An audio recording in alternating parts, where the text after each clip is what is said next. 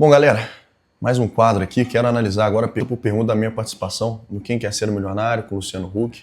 Estou aqui tomando meu café, enquanto isso, ó, curte, compartilha, aciona o sininho, enfim, segue o protocolo todo aí, mas principalmente comenta, tá? Xinga, briga, reclama, fala que você sabia, fala que você não sabia, mas engaja aí. Vamos começar aqui em ordem cronológica. Vou começar pela primeira pergunta, que foi: de acordo com a crença popular, alguém que se apaixona sobre a influência do deus romano, alguém que se apaixona sofre influência, do deus romano, Netuno, Júpiter, Cupido ou Vulcano. Assim, para começar aqui, uma pergunta que, vamos falar a verdade, é uma pergunta simples, porque está no dito popular, mas que ela é capciosa, assim, ela não é nível de pergunta de entrada, assim, desses quizzes, não, sabe? Esses quizzes, geralmente, a primeira, segunda, terceira, quarta, até a quinta pergunta, assim, são perguntas bem bobas, né? Então a gente tem costume de ver, às vezes, umas perguntas mais bobinhas. Cara, eu achei essa pergunta, não tô tentando puxar a sardinha pro meu lado, não, mas é claro que é uma pergunta tranquila de saber, mas não é aquela pergunta boba, sabe? E eu tive a mesma dúvida que o Luciano levantou depois, assim. Cupido, pra mim, pelo menos, não era um deus, né? Eu não acho que ele tava no panteão dos deuses ali, dos deuses gregos, não, né? Mas, enfim. E aí inclusive também legal, né, todas as grafias aqui são de deuses romanos, né, que para quem não sabe aí, para quem não acompanha muito aí, são basicamente os deuses gregos renomeados, né? Então Netuno seria Poseidon, Júpiter é Zeus e por aí vai, tá? Bom, então é isso. Essa foi a primeira pergunta aí para começar o negócio. Já começamos quente.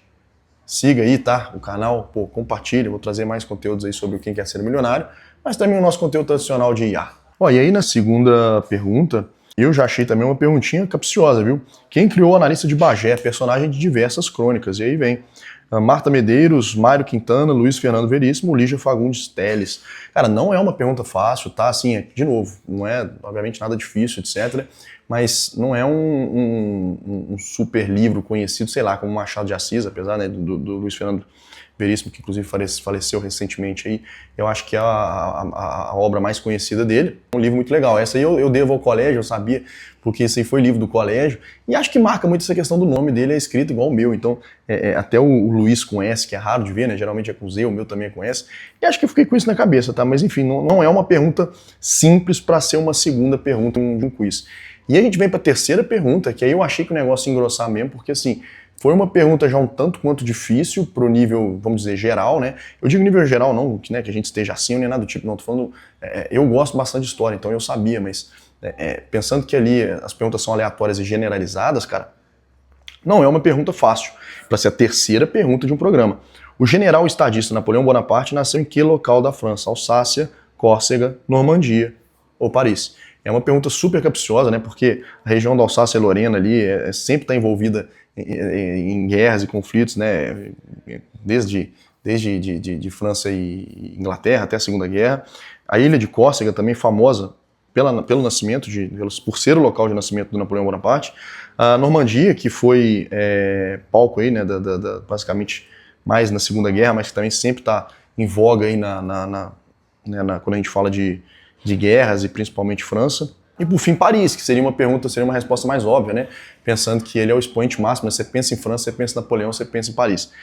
Mas essa também eu sabia porque justamente, de novo, né, eu gosto bastante de história, eu gosto muito da história de Napoleão Bonaparte, principalmente, né, desses grandes generais todos, eu gosto muito, então, Alexandre, depois César, e aí, né, Pompeu Magno, todos os romanos ali, eu gosto de todos eles. E aí chegamos no Mongol, o Gengis Khan, tá? E aí Napoleão, né, Napoleão que é o primeiro homem moderno, ele que inaugura a era moderna aí. Então, eu sabia dessa e justamente com essa curiosidade que eu até falei lá, né, o Napoleão, ele foi muito zoado, ele era zoado assim quando ele foi para a França, quando ele mudou para Paris, porque ele tinha um sotaque italiano, então o sotaque dele era carregado. Napoleão falava melhor italiano do que francês, justamente pela ilha de Córcega ser uma possessão italiana antes de ser uma possessão francesa, tá? Bom, a quarta pergunta também já começa a engrossar o caldo, viu? Antes do nome oficial Brasil, como os colonizadores portugueses também se referiam ao nosso território. E aí vem plastos verdejantes, ilhas das rubras árvores, terras cálidas ou terra dos papagaios. Cara, essa também eu sabia porque, de novo, eu sou muito fã da história como um todo, e principalmente história brasileira, né? Principalmente não, tá? Mas eu gosto bastante, comecei a me aprofundar mais hoje, talvez o que eu mais leio e estudo sobre é a história do Brasil.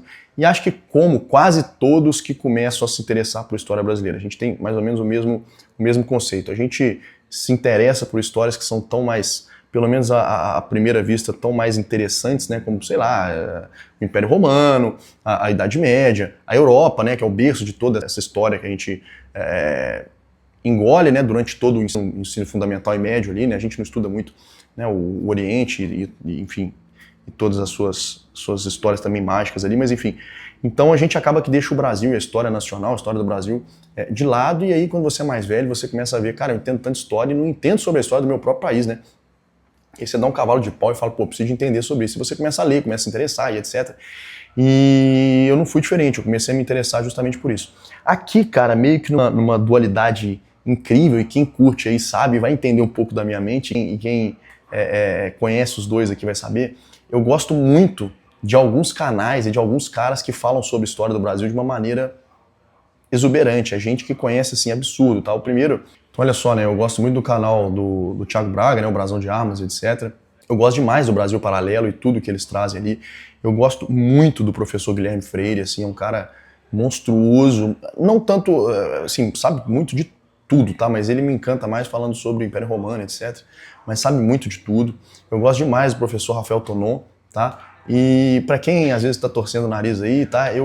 Cara, eu gosto muito de um cara aqui que eu até penso se eu falo ou não, mas eu fico boquiaberto com o conhecimento dele, que é o Peninha, o Eduardo Bueno. Andou falando muita merda aí, né? Andou, enfim, cara, deslizando demais aí. Mas aqui a gente tem um expoente lá do extremo oposto desses caras que eu tô trazendo aqui, então eu gosto muito de consumir conteúdo de todos esses lados.